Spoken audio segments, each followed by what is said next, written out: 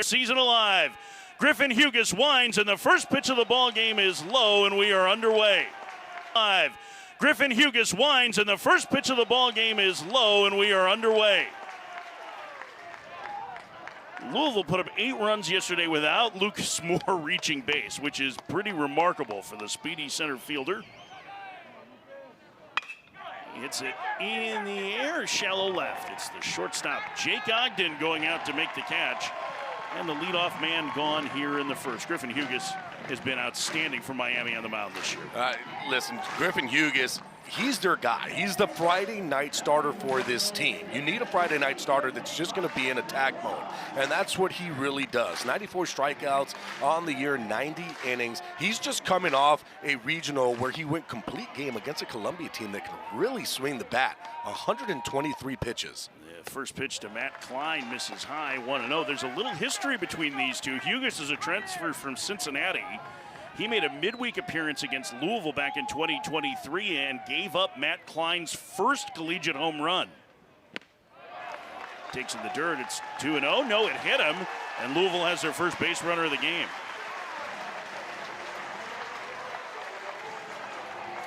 In that outing for Hughes, just in case you were curious, he actually pitched pretty well outside of the home run inning in 2/3, 2 walks, 4 strikeouts in that one.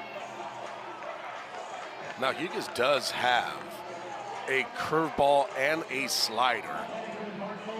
And I guess that one they're saying just nicked the back foot of Matt Klein. Miami does not challenge, so Klein is aboard with 1 out for Zion Rose, the talented sophomore who led this Louisville team and runs batted in this season. Takes a breaking ball low, 1-0. Rose on the year with 12 home runs and 30 stolen bases. Converted catcher now playing the outfield. Gets a start in left field today.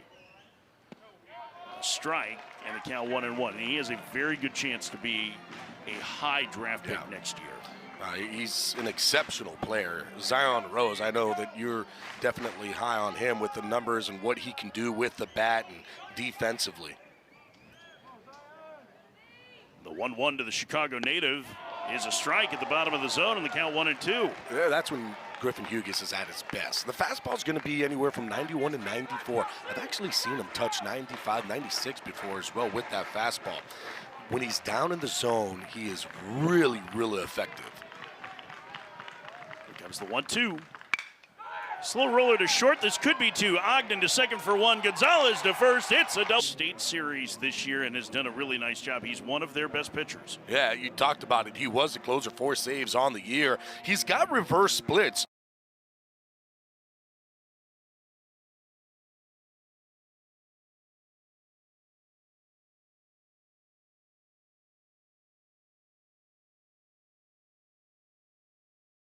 Which is weird. Righties are hitting 267 compared to the lefties who are hitting 230. And then you go to that slug percentage, 427 against righties, 377 against left-handed hitters. So righties are having a lot better time against Bivin. He is a New Albany, Indiana native, which is literally right across the river from Louisville. It's about a 10-minute drive from downtown Louisville to New Albany. So he's trying to pitch his hometown team to Omaha as Jake Ogden tries to keep Miami's season alive.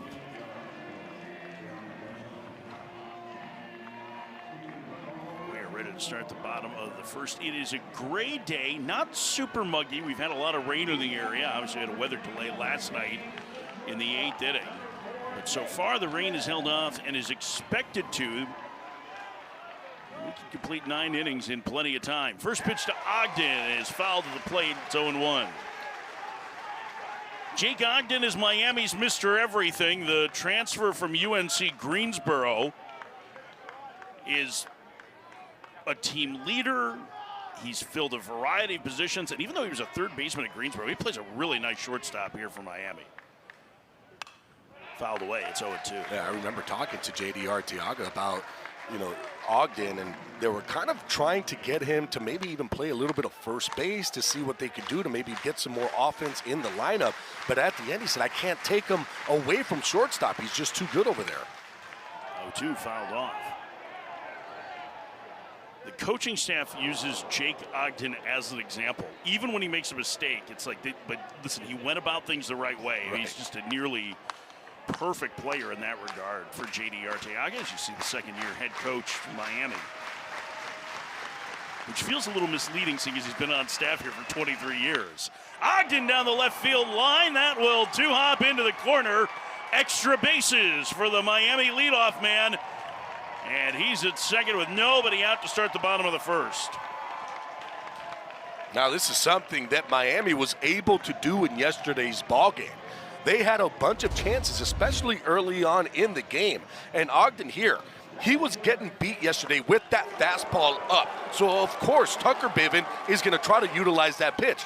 This time, though, he able to stay on top and drive that ball to left and get himself into scoring position early. The one guy who had a really good day offensively overall yesterday was Galvin, as you mentioned at the outset. 3 hits for him, as many as the rest of his teammates. First pitch taken outside by Galvin. Galvin, a transfer from Oklahoma State. You see the numbers from Miami. They had yesterday bases loaded, 1 out in the second inning, bases loaded, 1 out in the third inning, and second and third 2 outs with their best hitter, Daniel Cuvée, at the plate, and got 1 run out of those 3 situations. Galvin to left field. Rose got turned around a little bit, but he'll make the catch. Ogden tagging from second, heading to third, and the throw's offline. An aggressive base running move by Ogden to get 90 feet away. For a second there, I was just thinking that maybe Ogden was going to bluff.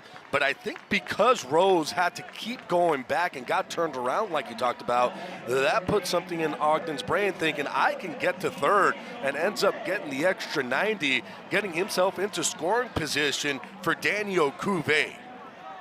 The ACC's RBI leader, an all-first-team selection. He was the top freshman in the conference a year ago, and he swings and pops it up.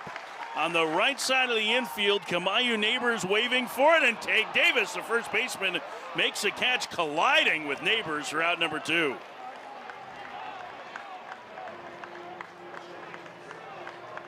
Two having a conversation now. You were first baseman. Well, here's the reason. Charge. Well, the problem is that Neighbors was playing on the other side of second base. They were playing Cuvée for straight pull mode. And because of that, Davis is looking at it. He feels like he has to go get it. And I don't think that he heard Neighbors calling for it.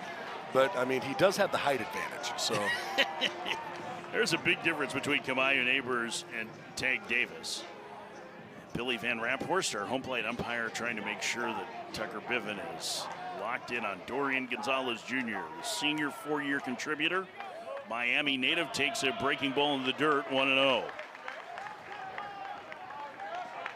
See Matt Klein behind the plate, and Gonzalez, 11 home runs on the season and 3 in the regionals. All 3 of his hits, including a grand slam, were home runs. Big breaking ball strike. It's 1-1. Gonzalez, an excellent defender. He's not your traditional cleanup hitter, although there has been more power this season. The 1-1, fouled away. He's an important leader on this Miami roster. He's got a chance to give them the lead here in the bottom of the first as the Louisville fans come to their feet. The 1-2. In the air to left, going back on it, Rose, still going back, and he makes the over-the-shoulder catch for out number 3. What a play by Zion Rose. Not an easy read for the out. Beyond J.D. Arteaga, a staple of this Miami program for nearly 3 decades. Eddie King Jr., the most outstanding player in the Nashville Regional, takes a strike from Griffin Hughes. It's 0-1. Gabby, you saw Hughes in the regional throw that complete game against Columbia. I put Miami up 2-0 in that regional as King grounds past a diving Cuvée into left field for a leadoff single. What, in your mind, was the big key for Griffin Hughes in that game against a Columbia team that could really hit and that had upset the number 1 seed Southern Miss in the opener? Well, you know what's funny is that when you kind of look at the numbers and you go by the numbers, he's usually mostly a fastball slider type pitcher. He utilized the curveball a lot more against Columbia. all of a sudden here against Louisville, you're seeing the curveball being utilized a lot more, and it's a good 12-6er. It's got that up and down rather than that slider that has that more of a tilt. Garrett Pike hit an opposite field home run yesterday to start the scoring for Louisville as he takes a strike. Also, when he's down in the zone, he'll get the ground balls. When he's up in the zone, there's a lot more fly balls because that guys will kind of get underneath it. So when he is staying down, you saw it in that first inning, he was able to get the ground ball to roll the double play. About 1-to-1 ground balls to fly balls this season for him. Actually a little bit more better ground ball pitcher against left-handed hitters, which is interesting because he doesn't use a changeup a lot. A lot of times you would think that with a righty that gets ground balls from lefties, but I wonder if it's that curveball. He does use that a fair amount against them. Yeah, against lefties, he will throw the curveball, but still it's a lot of like sliders and fastballs early. Ripped foul. One of the things is too, and we were talking with JD about this, was about controlling the running game. And of course, you're looking at a Louisville team that, boy, they like to run, and they like to run often. Eddie King Jr., he's 4 out of 5 in solo bases, so he's not the biggest threat in this Louisville lineup to steal. But he said that for Griffin Hughes, he's a lot better at controlling that running game, and he's a little bit quicker to home. Throw over and the runner's back. That's a great point. I mean, we spent time at the outset of this broadcast talking about how good Louisville's pitching has been, but really offense has been their calling card. They were one of the top scoring teams in the ACC. I think only Duke scored more runs per game than them over the course of the season. And they have a lot of different ways that they can beat you. We saw the power game yesterday, but speed, lots of doubles. They play a very aggressive brand under Dan McDonald. 1-2 the count to Garrett Pike. The right fielder fouls it back. Now remains 1-2. Hughes trying to go up in the zone against the lefty. It's not a bad pitch, especially after those fastballs being down, down, down. That one just didn't get it up enough, but he was trying to attack that top part, to me, maybe to try to bring that curveball down here. The 1-2. Big breaking ball misses. It's 2-2. It looked like it slipped out of his hand a little bit. Didn't have a real good grip on it. Here's the right thought process, right? You go up with that fastball, and you come back with that breaking ball, which before earlier on in the season, he was utilizing the slider more than he was utilizing that big breaker. Throw over, and King is back. Obviously, Miami very concerned about the running game, although it wasn't, again, they stole one base yesterday, did Louisville.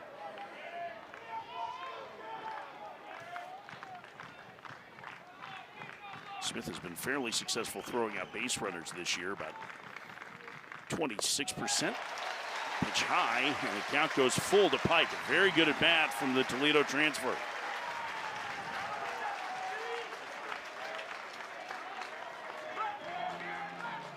Hughes taking a little extra time here before he climbs back on the rubber.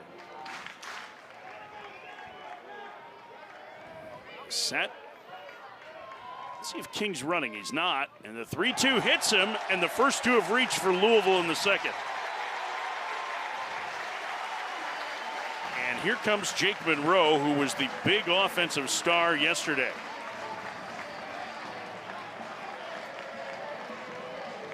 You see what he did in game 1 against Miami, a one-man wrecking crew, that 3-run homer, capping a 5-run third inning that put Louisville in complete control. Champaign, Illinois native, transfer from John A. Logan Community College in Illinois. A big spot here early with a chance to get the lead. First pitch, misses 1-0. It feels like an early swing moment here, Gabby, after Miami had the leadoff man at second in the bottom of the first. We saw that kind of happen in yesterday's ball game too, where they had bases loaded and couldn't get one across in the second. Louisville came back in that bottom of the inning and went back-to-back home runs, and Jake Monroe was the second of that back-to-back. Here's the 1-1. Grounder to the middle, gloved by Ogden, and he'll start the 6-4-3 double play. And Hughes again gets a double play ball for the second straight inning. Nicely done. I told you, when Griffin Hughes is down in the zone, gets a lot of ground balls. So as a defense, you have to be ready. Now, Jake Monroe hits this ball really hard. Ogden does a good job of just staying with it. He puts the knee down, making sure that he secures it to get it up to Dorian Gonzalez. Nice strong throw over to first to Renzo Gonzalez. 2 outs for Tate Davis, the leading home run hitter on this Louisville squad. He is the son of former number 2 overall draft pick Ben Davis, the Phillies broadcaster. That one fouled away. It's 0-1. He has had a very impressive freshman campaign. A freshman home run record here. Tied for 4th in the ACC this season. Eddie King Jr. away from 3rd. Breaking ball down low, 1-1. Yeah, it looks like that breaking ball, too. He's pulling to the lefties. He has 2 hit-by pitches today, both of them on that pitch.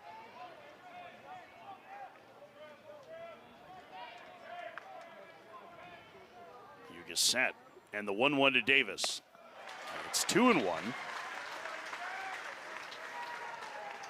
Yeah, you have to be careful, too, with Davis, especially with that elevated pitch. Those pitches up in the zone, Davis absolutely crushes. So Hugas, to try to get Davis out, has to stay down in the zone. He lines it foul. Right field side, 2-2. It's so unusual, for a left-handed hitter to be a better high ball hitter, especially one where you think of with power, right? You think of lefties dropping the head of the bat on something low and launching it. He is more kind of, if you throw it up, hit that swing path that he has, it is perfectly made for that pitch out over the plate and up. 2-2. Breaking ball down low, and the count goes full to the freshman. Louisville had the first 2 on in this inning, now 2 outs, and the potential go-ahead run at 3rd. Hugas deals with the dangerous power-hitting Davis. The 3-2, way high and outside, ball 4, and the inning continues. Well, you talked about him tugging on a couple of breaking balls. He's also had a couple that he hasn't been able to finish. It seems like he's still trying to find maybe his release point on that. Trying to find the release point, and you see sometimes he's releasing a little bit too late. Those are the ones that he's pulling. Then all of a sudden he feels that, okay, you know what, maybe open up just a little bit. Those are getting away from him arm side. So just kind of trying to figure out, okay, where is this pitch supposed to be? I think that's also why Laz Gutierrez is probably walking out there to try to just get him to maybe give him a little bit of pointers. And usually in these kind of situations, you have a pitching coach that will tell you 1 or 2 little things, quick pointers to get you back on track. Hey, let's get over the ball, or whatever it might be, those key phrases that he can give to a pitcher. And it's quick, which is going to be a quick visit, and you get out. Gutierrez is an outstanding mental skills coach. In fact, he and Hugas have built a really strong relationship because of that. Former scout for the Red Sox who was telling us stories about scouting a young Gabby Sanchez when he was in Double-A. That's a good man. We went to the same high school. Laz Gutierrez did. He was the first one to actually go to a big Division I school, which was University of Miami. Kamayu Neighbors, the transfer from Cal State Northridge, takes a strike, 0-1.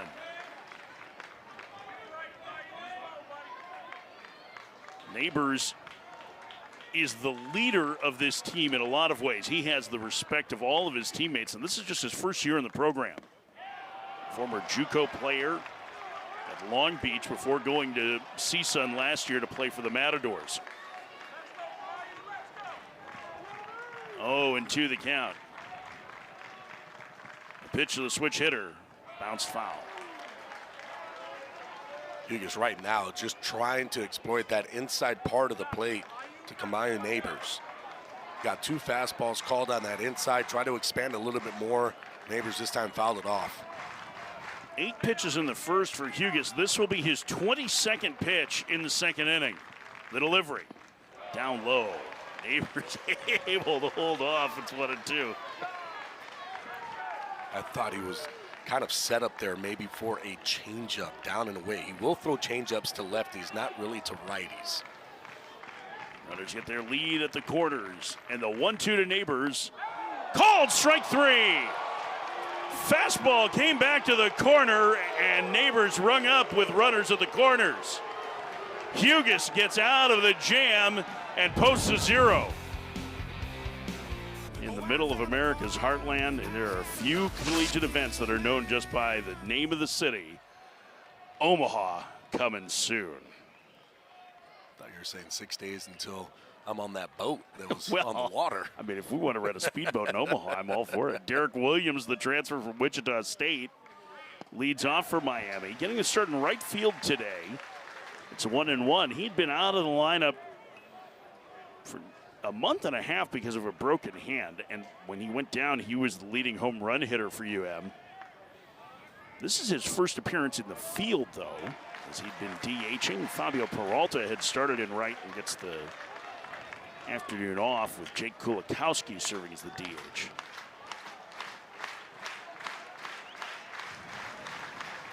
One and two, the count to Williams.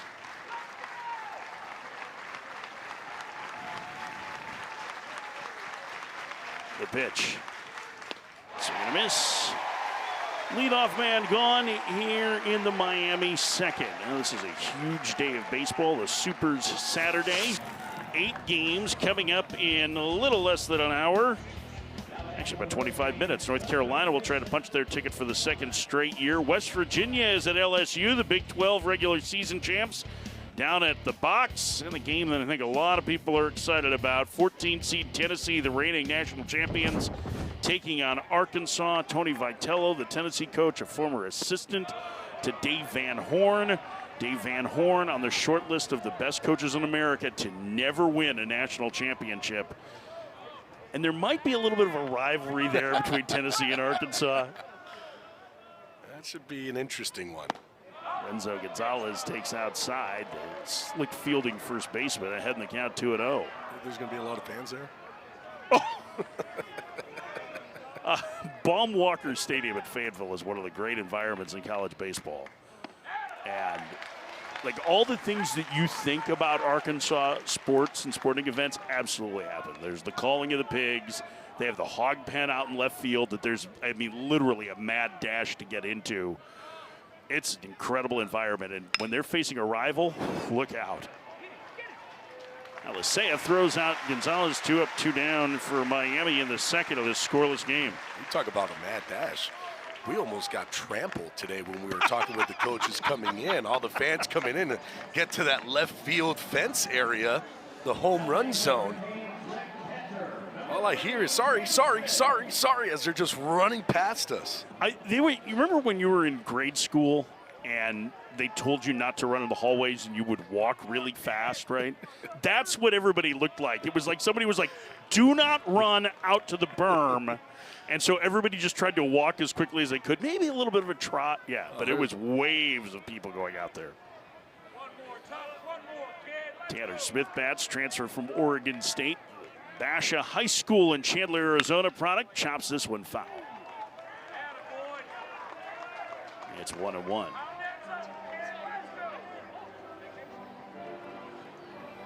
Smith won a number of transfers on this Miami roster as they reshaped from last year's club that failed to make a regional.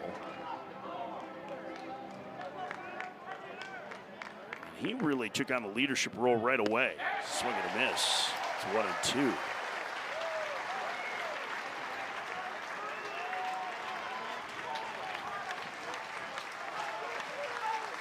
Louisville's fans to their feet again. And the 1-2 outside. 2 balls and 2 strikes. Again, if Louisville wins, they go to Omaha. Miami needs to win to force a decisive Game 3 tomorrow.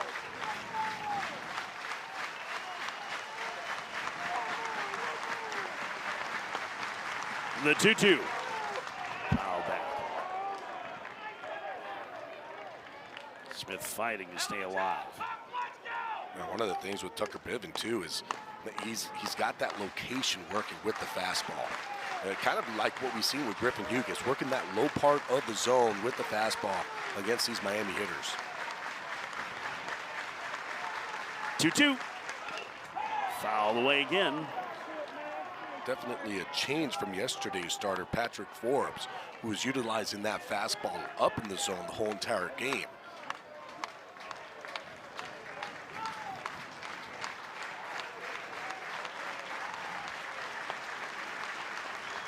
Niven trying to slow his heartbeat down with those deep breaths. The 2-2. Fouled away again. Got that one up to 96 miles an hour. Usually will stay at about 93, 94. But he does have a little extra in his back pocket whenever he wants to unleash the fastball. Smith has made him work. The 8th pitch of the at-bat, and the catcher takes outside, and the count goes full. 2 outs, nobody on. Last of the second, no score.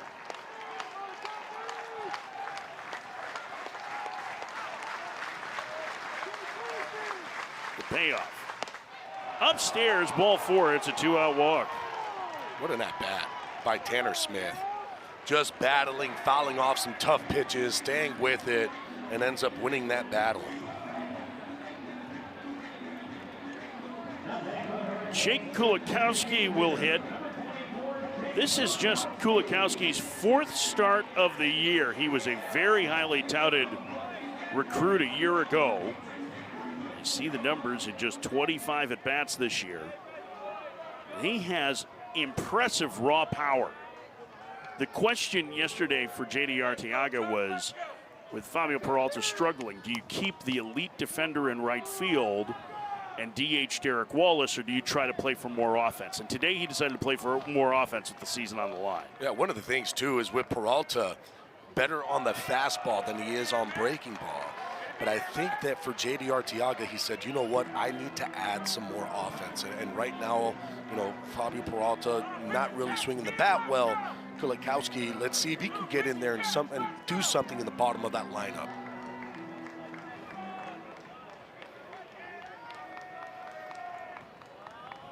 Here comes the 1-0. It's 2-0, and now he's at a count where you worry about him doing damage. Again, not that many plate appearances this year, but the big power reputation as a prep athlete. You can see it in BP. Yeah, BP is impressive. Now, no home runs on the year. If I'm him, I'm sitting straight dead red fastball. Try to catch it out in front. 2-0. Takes inside, 3-0 to the number 8 hitter. Now the question is, do you let him swing or do you have him take? And I think in this situation, since he hasn't been playing, I've got to give him a take sign just to kind of see where that pitch is and not get a little too aggressive. The 3-0. He is taking and takes a strike. It's 3-1. I think the other part of that is, boy, you would love to get the number 9 hitter to the plate here in this inning, right? With Michael Torres on deck. Can you turn your lineup over is the big question. Still a good hitter's count at 3-1. Toss over to first and Smith dives back. Yeah, Smith's not going to be going anywhere. Kulikowski kind of has to look maybe for that same location that he just got on 3-0, and that pitch is going to be a little bit middle in. Something to be able to drive it to right field. The 3-1. Bounce to first and pass Davis into right field. Smith will get to third. Kulikowski delivers a 2-out single. And Miami has him at the corners with 2 outs in the second. And they have had a lot of these opportunities early in these 2 games so far in Super Regionals and have really not been able to cash them in. They could use a big hit from the 9-hitter, Michael Torres. Yeah, they even had it in that first inning, had a chance with Jake Ogden at third. You had the right guy up, and Daniel Cuvée couldn't get him in. Now you're in the same situation. You got first and third with 2 outs, and you're looking for a big hit from Michael Torres. Torres entered regionals hitting under 200, but you one of the first things you said, having done the Hattiesburg Regional where Miami was the surprise winner, you were really impressed with his at-bats. Yeah, his at-bats were a lot better, especially in that regional. He was taking some long at-bats, but he was driving the ball. He did not look overmatched at all. Excellent defender in center field. The first pitch to Torres, taken low, 1-0. Miami looking for their first hit with a man in scoring position. Over these first 2 games, they are 0 for 14, which shows you how many opportunities they've had, but how they haven't been able to cash them in yet.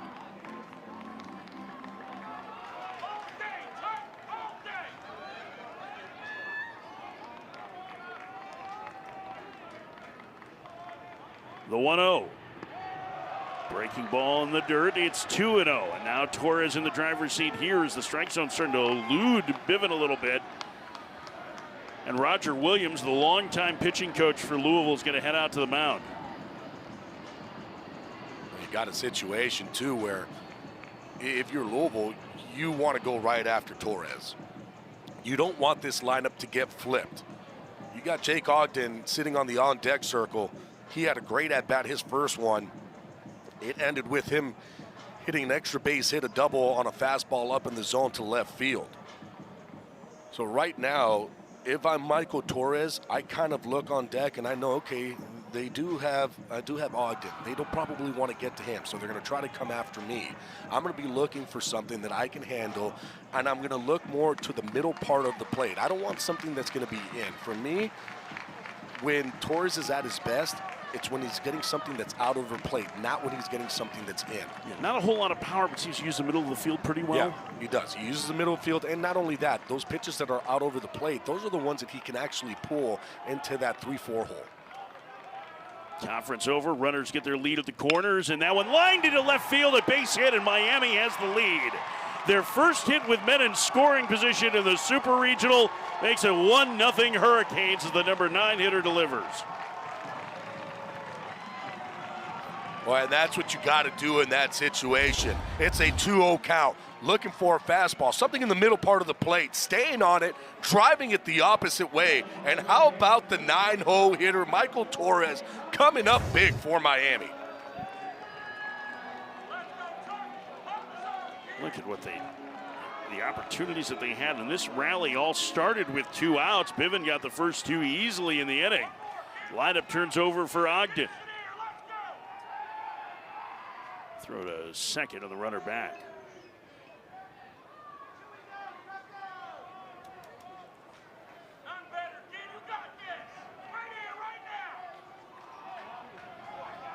Ogden 8 home runs on the year.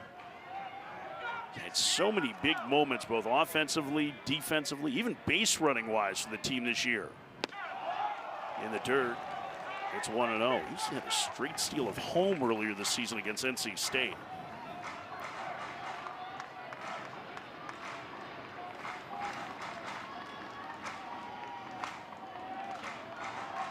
This Louisville crowd pretty quiet at this moment as Miami's taking the lead.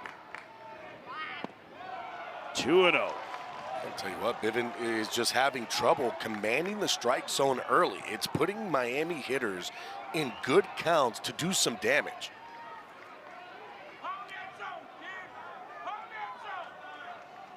Two 2-0 the count to Ogden. The pitch in the air, right center field. Lucas Moore on the run, and the center fielder tracks it down right in front of the fence. And Panthers facing the Stallions at 3 Eastern, noon Pacific on ABC, ESPN Deportes, and ESPN Plus. The winner will face the winner of the Defenders Battlehawks in the UFL Championship game on Saturday, June 14th on ABC. Rooftop seating at Jim Patterson Stadium in Louisville. Puppies allowed. Alex Alicea leads off for Louisville, with Miami leading 1-0 in the top of the third. I could never convince my dog to go up on the roof. That's a little scary, I feel like, for a dog, right? But he's up there. He's having fun. Must have lots of treats.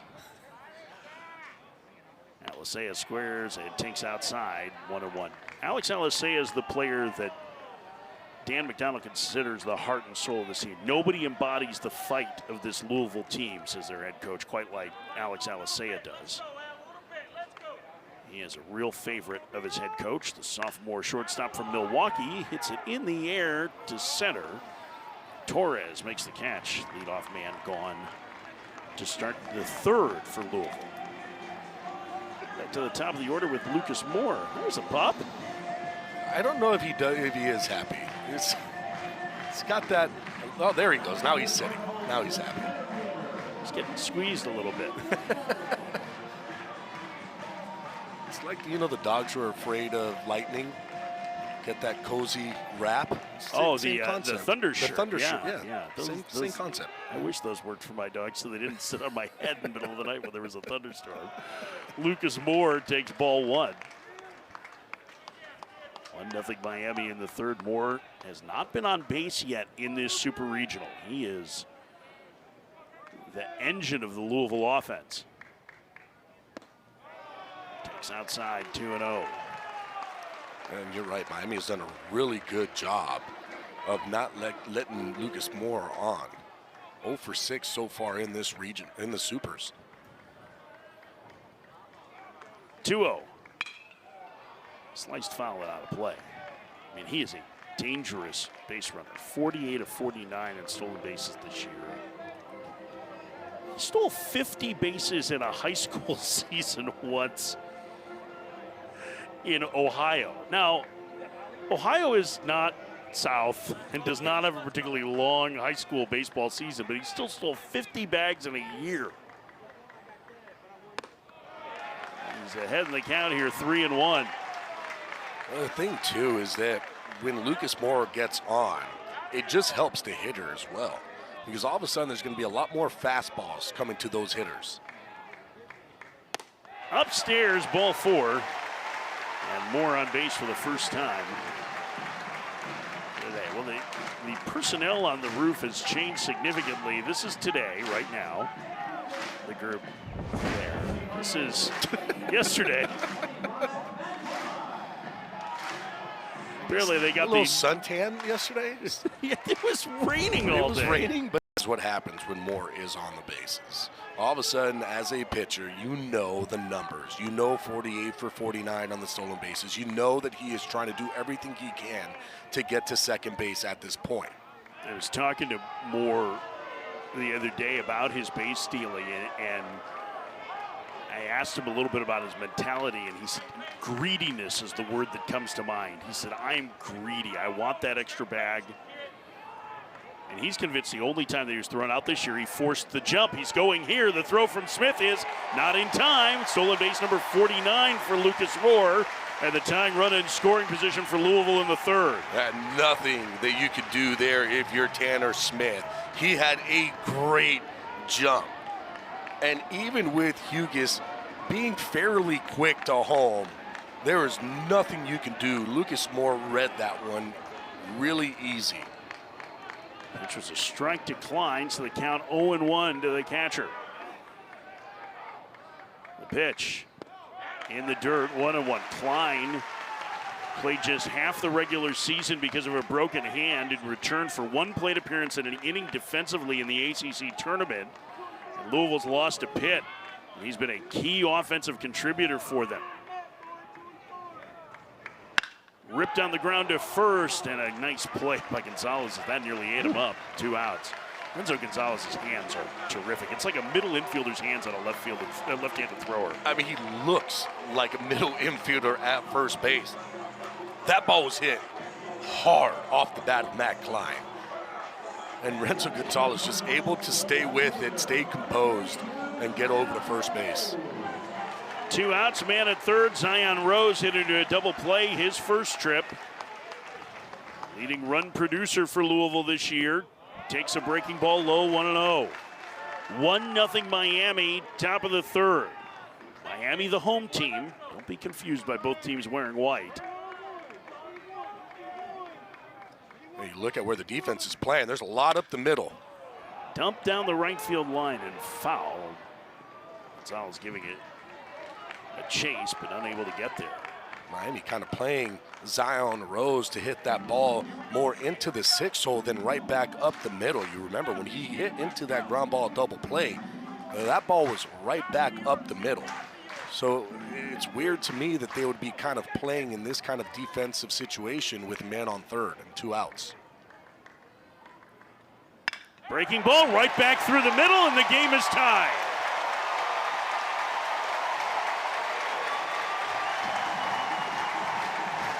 Zion Rose delivers a 2-out single. I don't know if defensive positioning would have helped there, but you're right on the way he was approaching that at bat. Yeah, just trying to take it. And here's the thing, too, as a hitter, if I'm up there and I see that you're giving me a big lane right back up the box, it changes what I'm trying to do. And I say, okay, fine. Now I know that I can just kind of hit a ball hard, maybe to that left side of the base. So now all of a sudden I stay on a breaking ball, which is exactly what Zion Rose does. Stays on that breaking ball and drives it right back up the box. Eddie King Jr. has been red hot down the stretch. The cleanup man, the senior from Chicago. He swings and crushes one deep to left center field. 3-1 Louisville.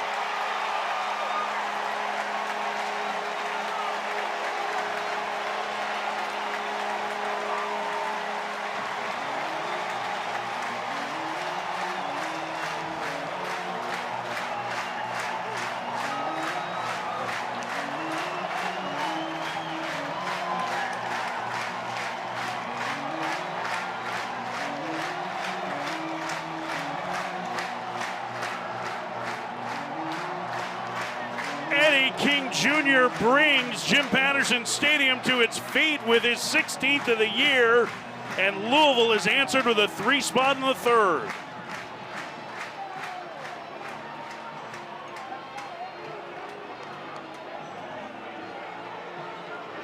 Oh, and the umpires are getting together now, and I wonder if they're concerned about how far out of the dugout Louisville was after that. There's been a big emphasis, Gabby, on ensuring that there is not taunting going on. Both of these teams, I feel like, are pretty respectful teams of the opponents. I don't see a whole lot of that, but I'm curious if this is just a warning, like, hey, keep it a little bit under control. They're very concerned about emotions getting high, which I understand. Miami season is on the line. Yeah, Miami season's on the line. I don't know what really happened on there, and, you know, I don't think that Eddie King Jr., I know when he hit it, he kind of stood at home plate as he walked, kind of looking at the ball, but I didn't see anything of it. Here's what the celebration looked like. You can see King is wearing the helmet in the dugout. We know that A.J. Gracia has been suspended today for Duke, and they had a team celebration with their backs turned Maybe that to the was field. It could just be a warning in that, hey, this is something that we need to keep an eye on. Yeah. And again, the umpires, the last 2 seasons in particular, have been hyper vigilant about this.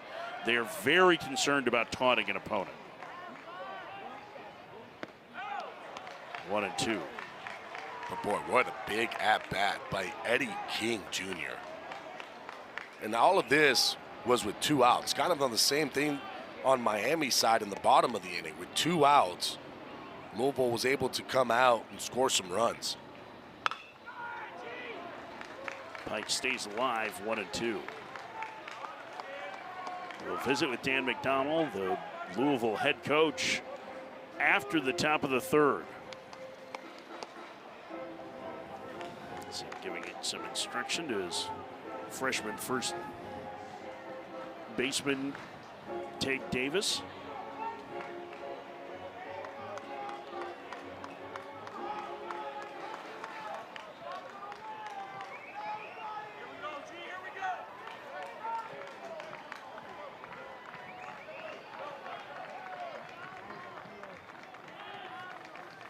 Here comes the 1-2.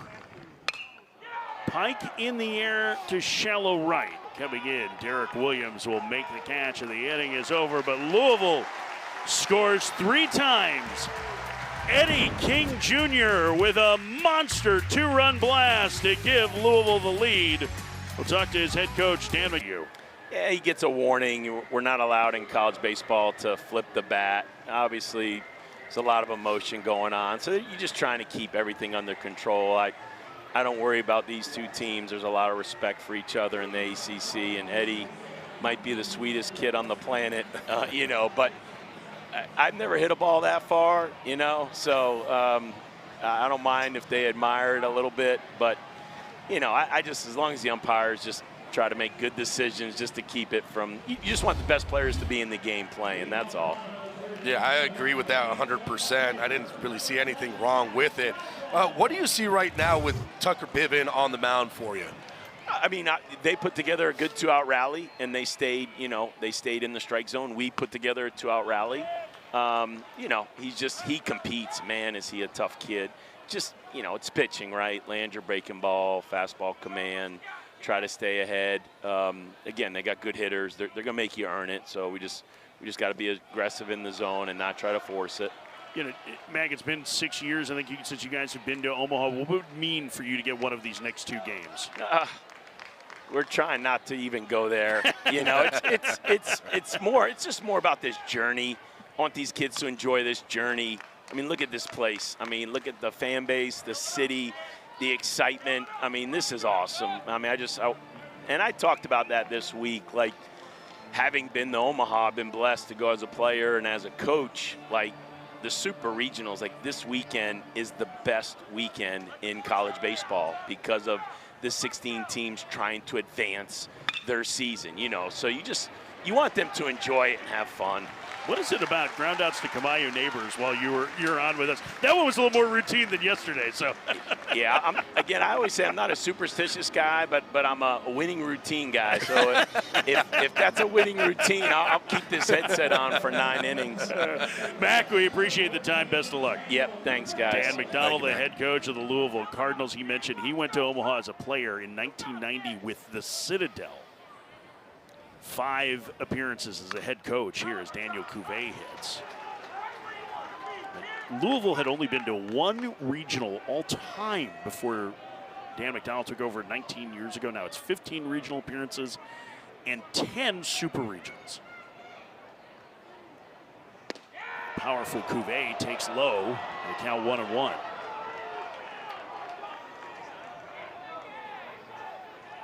Cuvée hitless so far in this super. 2-1. And one of the big things with Cuvée is patience. And that's what he kind of has to learn a little bit more. Sometimes he gets overly aggressive. You look at where they're playing him right now. Everybody's on that left side because he has been in pull mode. It's that one to right center. Moore going back, still going back. He's got room on the warning track to put it away for out number 2. A little bit better there from Cuvée, trying to stay to the middle. A lot better, especially after his first at-bat. Ball got in on him, kind of just popped it up to second base with a runner on third and less than 2. That one, you can see kind of driving it the opposite way, just gets a little bit underneath it. But that's when he starts going good, he is driving that ball to that area. 2 outs for Dorian Gonzalez Jr., 3-1 Louisville bottom 3. Miami needs to win to keep their season alive. Bouncer to short. Alicea will toss to first in a 1-2-3 inning of just 9 pitches for Tucker Biven. We'll visit with Miami. Max, I think, kind of helped him out there swinging that 2-0 fastball down out of the zone. So you got to get him up. He's got a really good sinker. You got to get him up in the zone. JD, kind of looking at what Griffin Hughes is doing, kind of rolling there early on, had a tough one in that last 3rd inning. What do you expect from him here moving forward? I just like to see him a little more aggressive with his breaking ball. He's kind of feeling his way through it, a little tentative, and kind of yanked hit a couple left-handed hitters there. So just be more aggressive with it and just attack, man. Just keep attacking. JD, before we let you go, this team you've talked a lot about has gotten very, very close and got very close very quickly. Why do you think it was, and what's it been like coaching this group with everything that they've been through this year? It's been a lot of fun, man. It's a great group, man, and just want to keep playing as long as possible. But all the credit to them. They put in all the hard work, and they, great locker room, great clubhouse, and all the credit goes to those guys. JD, as always, we appreciate the time. Best of luck. Thank you. JD Arteaga, the head coach at Miami, went to Omaha 4 years as a player with the Canes.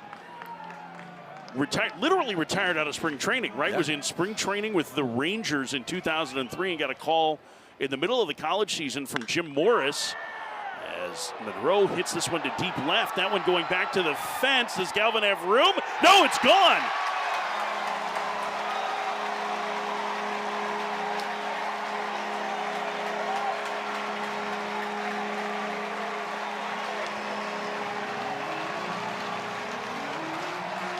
Jake Monroe with 3 homers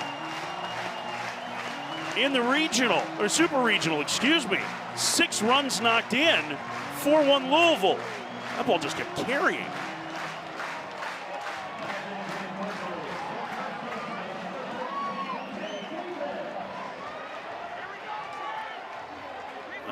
Third homer of the day brings the shirts off. That's Take what it it over. is. Davis through the right side. That's a base hit.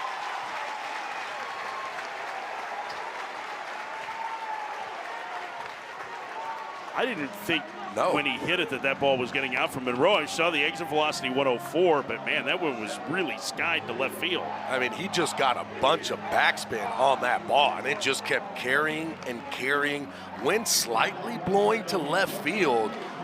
But you're right, as soon as he hit that ball, I said, oh, he must have just gotten underneath it, but he didn't. That ball was gone. Rob Evans getting loose, and J.D. Arteaga's going to the mound, and generally this means it's time for a pitching change. Is this going to be it for Griffin Hugas?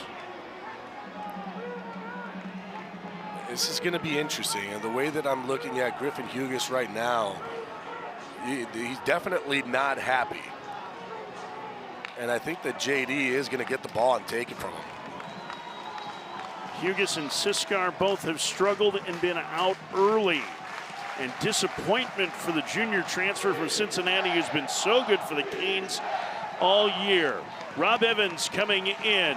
It's 4-1 Louisville in the fourth.